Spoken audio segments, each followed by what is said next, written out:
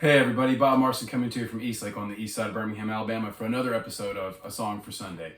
Well, this week I picked a song that is lighthearted, and in that way it balances out the somewhat serious and a little bit sad news that I have to share. It also connects to my early childhood years and the creativity that really surrounded me and with which I connected, and that's really the beginning of my songwriting. I didn't think about it that way until I started having to write biographies of myself as a songwriter when I was looking at releasing music in the last few years.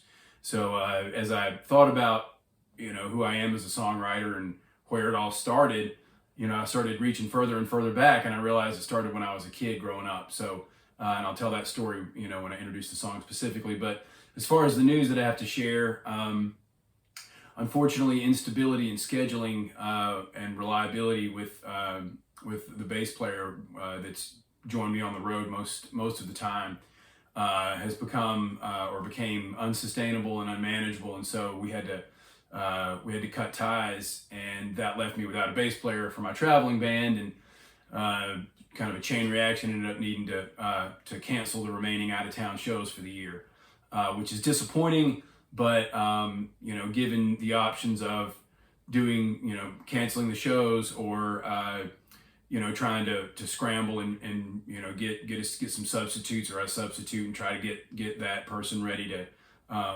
to play shows at the quality that we're used to playing.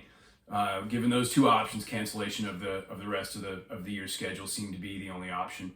Which that's really disappointing, because I was looking forward to coming and revisiting a lot of the places that we've been playing this year and making debut shows in a few different places. But really, I've spoken with all the venues, and everybody's really supportive of what we're doing. Disappointed in the cancellation, but really happy that what ultimately is happening is kind of a reset of sorts, where we're gonna stop going on the road for a little while. Not really sure how long.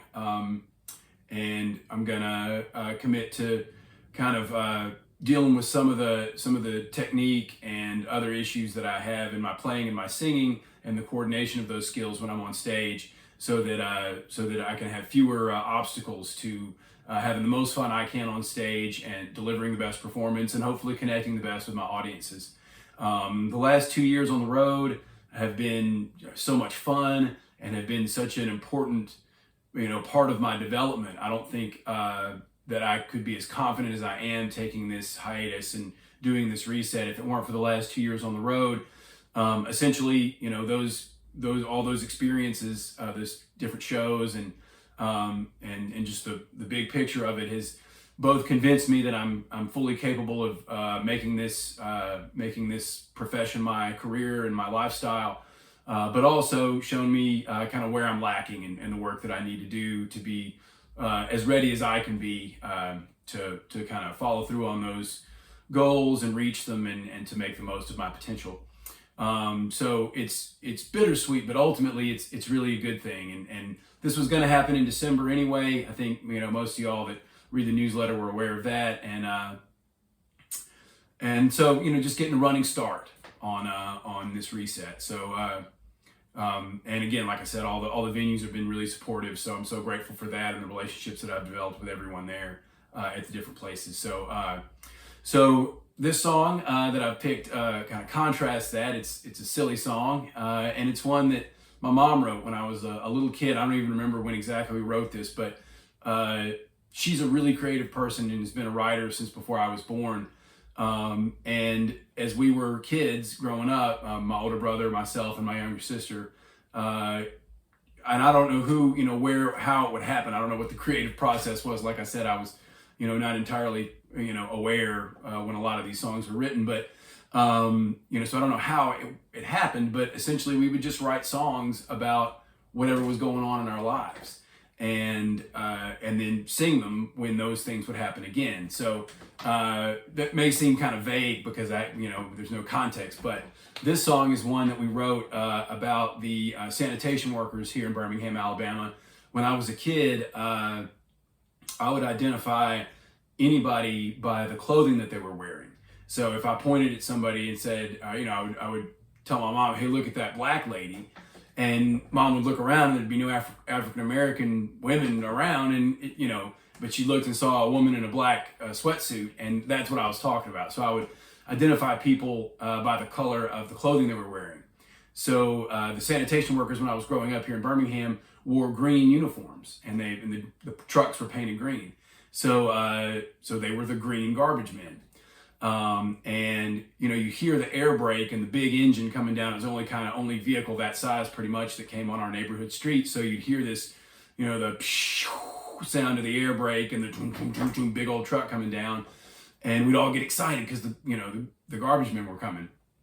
And so we would, the first word of the song, as you'll hear, is "oh," and so we would say, whoever first heard it would start singing "oh" from wherever they were in the house, and we would all come together and run together to the front windows of the house and watch the garbage men, take the garbage out of the cans and toss the cans back into the yard, and it was just a fun thing to do.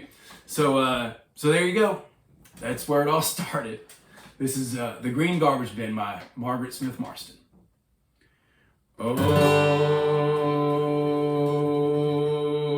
the green garbage men in the green garbage truck stop at our house with any ordinary luck.